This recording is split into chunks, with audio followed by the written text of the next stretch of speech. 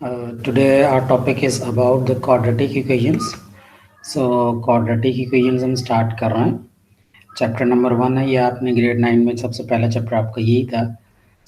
इसको कैसे हम स्टडी करेंगे. देखो, क्वाड्रेटिक इक्वेशंस में सबसे पहले तो इसकी बेसिक डेफिनेशन है. बेसिक डेफिनेशन होती है रिगार्डिंग के व्हाट इज़ द क्वाड्रेटिक. ठीक है ना. क्वाड्रेटिक इक्वेशंस होती क्या है. पहली बात तो ये कि इक्वेशंस क्या चीज़ होती है. इक्वेशंस में और एक्सप्रेशन में डिफरेंस क्या होता है. तो पहली बात ये है कि क्वाड्रेटिक इक्वेशन में एक नॉर्मल इक्वेशन में, क्वाड्रेटिक बाद में डिस्कस करते हैं, एक इक्वेशन में और एक एक्सप्रेशन में क्या डिफरेंस होता है. अगर आप यहाँ पे देखें तो एक्सरसाइज 1 है, बेसिक एक्सरसाइज है आपकी. इसमें क्वेश्चन नंबर 1 का पार्ट है 2x² + 5x - 7 = 0. ठीक है, ये एक इक्वेशन है because of the presence of this equal sign. ठीक है ना. अगर ये इक्वल साइन है तो ये एक इक्वेशन है आपके, और इक्वेशन को हमेशा सॉल्व किया जाता है. ठीक है, तो ये लिखा है solve each of the following equations, कि ये इक्वेशन है और इस इक्वेशन को सॉल्व करना है. सॉल्व करने का मतलब होता है कि आपने जो भी उस इक्वेशन के अंदर वेरिएबल है, चाहे x है या y है या z है, जो भी वेरिएबल है, नॉर्मली ज़्यादातर x ही होता है, तो आपने उस x की वैल्यू फाइंड करनी है कि x की वैल्यू क्या है. Solve each of the following equations का मतलब ये है. दूसरा यह है कि अगर इक्वल का साइन नहीं है तो फिर इसको हम इक्वेशन नहीं कहते, फिर हम उसको कहते हैं एक्सप्रेशन. ठीक है, तो एक्सप्रेशन को सॉल्व नहीं किया जाता, एक्सप्रेशन को सिंप्लीफाई किया जाता है. ठीक है, जैसा मैं आपको एग्जांपल दूं, यहाँ पे क्वेश्चन नंबर 3 आप देखें, लिखा है express each of the following expressions. ठीक है, तो ये एक्सप्रेशंस कह रहे हैं, क्यों? क्योंकि इसके अंदर आपको पार्ट ए में नजर आ रहा होगा कि कहीं पर भी ए बी सी डी कहीं पर भी इक्वल का साइन नहीं. तो अगर इस तरह से लिखा जाए तो इसको हम नाम देंगे एक्सप्रेशन का, अलजेब्रिक एक्सप्रेशन. ठीक है, this is algebraic expression because यहाँ पे इक्वल का साइन नहीं आता है. दूसरी चीज यहाँ पर ये आ जाती है कि अगर ये अलजेब्रिक एक्सप्रेशन है तो अलजेब्रिक एक्सप्रेशन को सिंप्लीफाई किया जाता है, अलजेब्रिक एक्सप्रेशन को सॉल्व नहीं किया जाता. ठीक है, तो ये आपके पास एक अलजेब्रिक एक्सप्रेशन है, इसको आपने सिंप्लीफाई करना है. क्वेश्चन नंबर 1 हम सॉल्व करते हैं. क्वेश्चन नंबर 1 में अब ठीक है, दूसरी चीज ये आ जाती है इसके अंदर कि what is the quadratic equation. Equation तो है, ये इक्वेशन है, ये एक्सप्रेशन है, बट क्वाड्रेटिक इक्वेशन की अगर हम बात करें, इक्वेशंस कितनी तरह की होती है. इक्वेशंस में एक होती है लीनियर इक्वेशन, एक होती है क्वाड्रेटिक इक्वेशन. लीनियर इक्वेशन कौन सी है. लीनियर इक्वेशन होती है कि सिंपली आपको कोई भी वैल्यू लिख के दे दी जाए तो उसको हम नाम देते हैं कि लेट्स सपोज मैं कह दूं x + 5 = 0. तो ये लीनियर है. लीनियर क्यों है? क्योंकि इसके अंदर x की पावर जो है, x या y या z या जो भी वेरिएबल है, उसकी पावर वहां पर सिर्फ 1 है, 1 से ज्यादा पावर नहीं है. x + 5 = 0 का मतलब क्या है? x की पावर स्क्वायर नहीं है, x की पावर क्यूब नहीं है, खाली x लिखा है तो इसका मतलब x की पावर 1 है. इसी तरह लिखा हुआ y = 7, तो y = 7 में फिर वही y सिंपल लिखा हुआ, इसकी कोई पावर नहीं है, तो ये भी लीनियर है. ठीक है, उसके बाद नेक्स्ट नंबर ऑफ इक्वेशंस होती हैं, नेक्स्ट टाइप ऑफ इक्वेशन होती है क्वाड्रेटिक इक्वेशन. क्वाड्रेटिक इक्वेशन वो होती है जहाँ पे मैक्सिमम पावर 2 होती है, फिर पावर 1 है और फिर पावर 0 हो जाती है. जिस तरह अभी यहाँ पर क्वेश्चन नंबर 1 में जितनी भी इक्वेशंस दी गई हैं ये क्वाड्रेटिक हैं. फॉर एग्जांपल पार्ट ए को अगर आप देखें तो लिखा है 2x² + 5x - 7 = 0.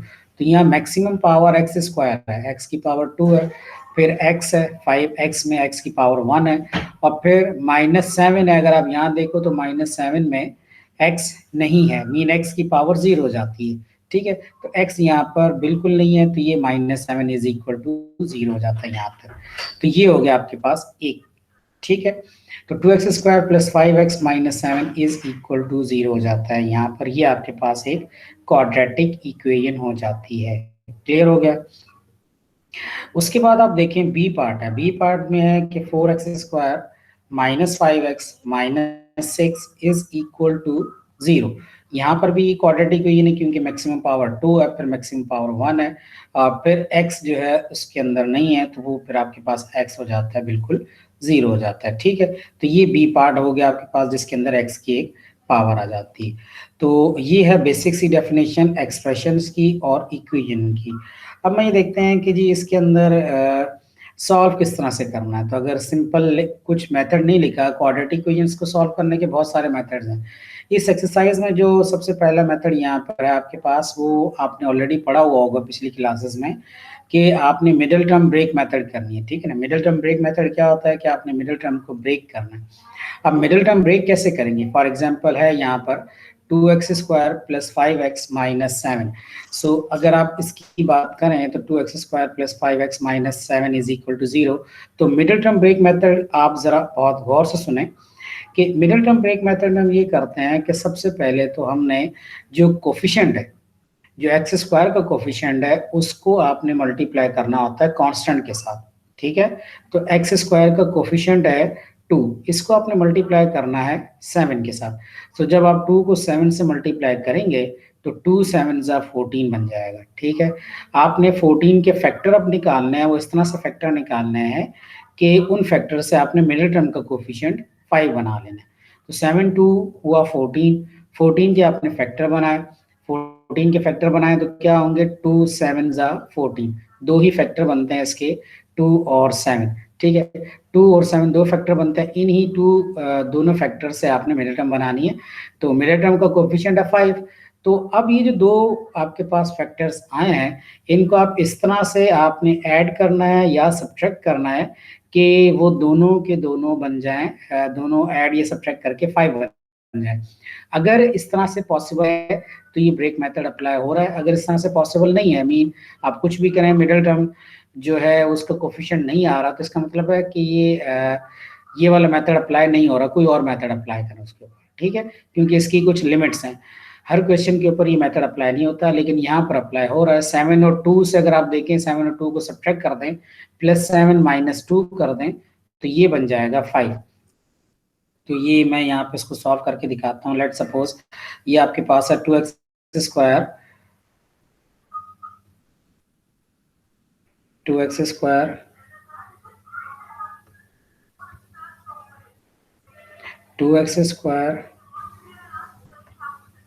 + 5x 2x² + 5x - 7।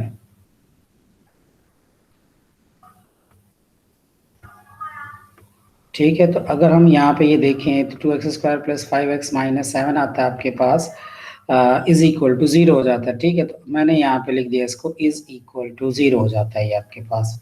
सो अब अगर हम यहाँ पे देखें आगे, तो ये कैसे सॉल्व होगा कि सबसे पहले तो आपने कोफिशिएंट है x² का कोफिशिएंट है 2, आपने इस कोफिशिएंट को, x² का कोफिशिएंट क्या था 2, 2 को हमेशा आप मल्टीप्लाई करेंगे इस लास्ट वाले कांस्टेंट के साथ, ठीक है।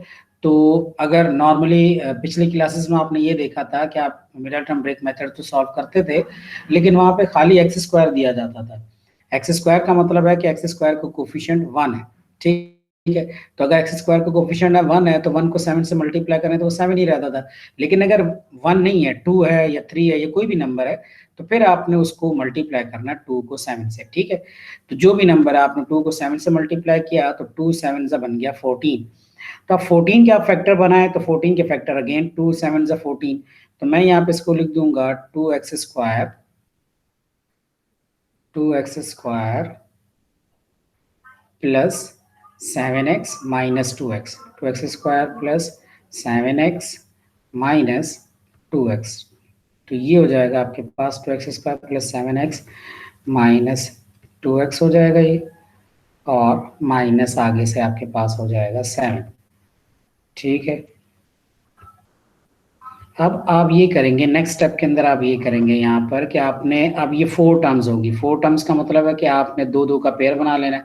फर्स्ट पेयर ये है, इसके अंदर x कॉमन है, आपको नजर आ रहा है कि 2x² है, x इसके पास भी है और उधर भी है, तो आपने x कॉमन लिया और ब्रैकेट में आप लिखेंगे 2x + 7, ठीक है। तो ये आपने लिखा था 2x + 7। और अगर आप दूसरा पेयर देखें तो इस पेयर में से क्या चीज कॉमन है? कुछ भी कॉमन नहीं है। तो जब कुछ भी कॉमन ना हो, ना 2 कॉमन है ना x कॉमन है, तो इसका मतलब है कि 1 कॉमन होता है। तो मैंने यहाँ पे लिख दिया माइनस, क्योंकि माइनस साइन भी दोनों के पास है, वो भी कॉमन है, तो माइनस माइनस प्लस हो जाता है और ये बन जाएगा 2x और माइनस माइनस प्लस 7। सो 2x + 7 हो जाएगा ये वाला नंबर आपके पास। सो ये हो गया, = 0 हो जाएगा। अब ये आपके पास यहाँ से क्वेश्चन सॉल्व हो गया।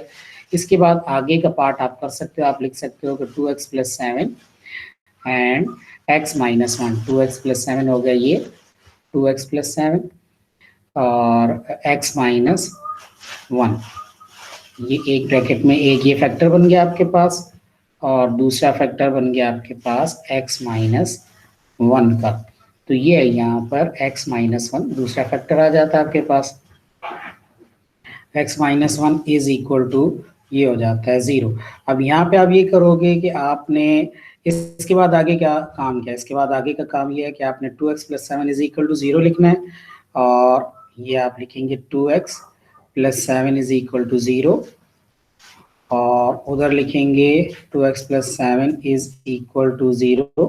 एक ये है आपके पास फैक्टर, दूसरा फैक्टर आपके पास x minus 1 is also equal to 0। ठीक है, तो कॉमा लगाएंगे यहाँ पर और उधर लिख देंगे आप x minus 1 is equal to 0। दूसरी ये चीज़ आपके पास आ जाएगी। ठीक है, अब यहाँ पर आपने फर्स्ट वाले जो है आपके पास फैक्टर, उसमें अगर आप देखो तो आपने x को सेपरेट करना है तो x की वैल्यू हो जाएगी यहाँ पे x is equal to -7 upon 2। Plus 7 जब इक्वल की दूसरी तरफ चला जाएगा तो ये हो जाएगा -7 और 2 जो यहाँ पे x से मल्टीप्लाई हो रहा है इक्वल की दूसरी तरफ जाएगा तो ये बन जाएगा 7 से डिवाइड हो जाएगा। सो ये बनता है आपके पास x is equal to -7 upon 2 and x is equal to 1।